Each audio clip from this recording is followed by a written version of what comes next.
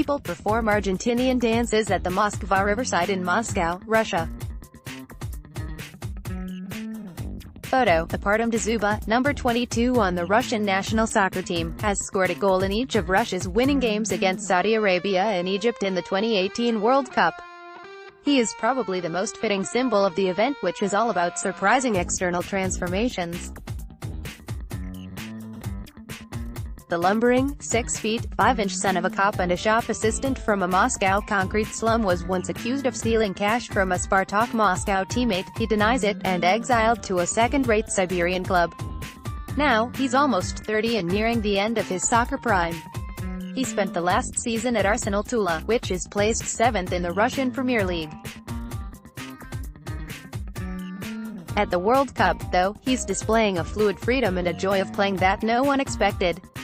Russian fans jokingly call him Dzubinho because he's so unlike light-footed Brazilian stars like Ronaldinho or Philippe Coutinho. But during the Egypt game, a German commentator described one of Dzyuba's goals as technisch class, the highest compliment in the country of the reigning world champions. The entire Russian team is defying expectations. It's going to the round of 16 for the first time since the fall of the Soviet Union, and even though it has won against weak rivals, it's playing a more inspiring game than fans have seen for years. But Dzyuba's transformation matches most closely what foreigners and Russians alike are writing about: the changes the World Cup has brought to the host country, and its capital in particular. And I don't just mean those who are only there for a few days. This is not the Moscow I knew, is the refrain of jaded longtime residents, taxi drivers who get out to open a door for you, wrote the Moscow-based German journalist and blogger Katrin Scheib. People singing loudly as they stream through our streets in the evenings.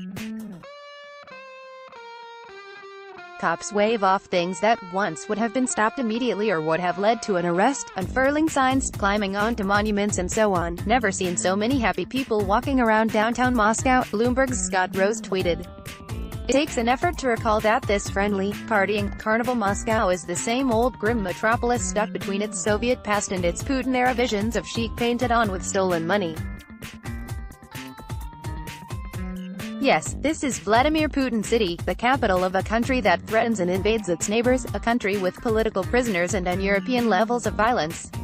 Yes, that is bear like Dzyuba playing spectacular soccer. How beautiful the world was, though we didn't realize it, of course, in which authoritarian regimes were poor and democracies looked rich in comparison, Kirill Rogev, an anti-Putin economic commentator, wrote sarcastically.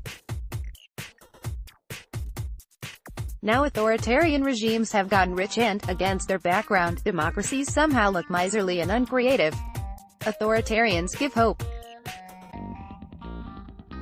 That's the World Cup. Like Rogev, I was born in Moscow. We both have seen it celebrate, grieve, fall apart and fight. But, unlike him, I don't see the face the city's showing the world these days as a mask put on by the Putin regime. Those who were around for the 1980 Olympics remember how empty the city looked. The authorities had moved out drunks, beggars and ex-convicts. Parents were told to ship kids off to summer camp, or in any case out of the city, for fear of provocations. Stores suddenly filled with food many Muscovites had only seen in the movies. There was Fanta. I remember it though I was only 9, my mother failed to send me away. Vladimir Vysotsky, the beloved semi-official singer-songwriter, died during those games. The crowd that gathered to see him off was the closest approximation of an angry demonstration we'd seen in those days. The real Moscow existed in a parallel universe to Leonid Brezhnev's Olympics. That's not true of Moscow today. The festivities are real and the locals are eager participants. The fun isn't contrived or held on specially constructed stage sets. Everything Moscow has during the World Cup will still be there after it's over, except those crowds of curious Peruvians and baffled Europeans, who had expected worse. Except, maybe there will be something missing. Remember those lenient cops from Katrin Scheib's post? The day after the last fans leave, they again will start picking people up for drinking beer in the street banned by law in Russia, and smoking too close to a subway station. They will no longer look the other way when they encounter loud laughter or song. When people gather holding up signs, they will use their rubber sticks without a second thought. The daily reality of Putin's regime doesn't differ as dramatically from low-friction normality as Brezhnev's decaying, developed socialism did. The World Cup shows how easily that difference could be removed. All it would take is slightly more reasonable rules, less paranoia, less pressure on people, less patriotic propaganda and a diminished siege mentality.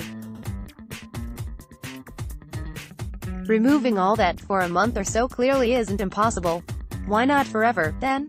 Could Dzyuba just keep playing as he has in these 2 games? That may be possible, someday. Bloomberg View. Leonid Bershitsky is a Bloomberg opinion columnist covering European politics and business. Comments are welcome at theirview@livemint.com.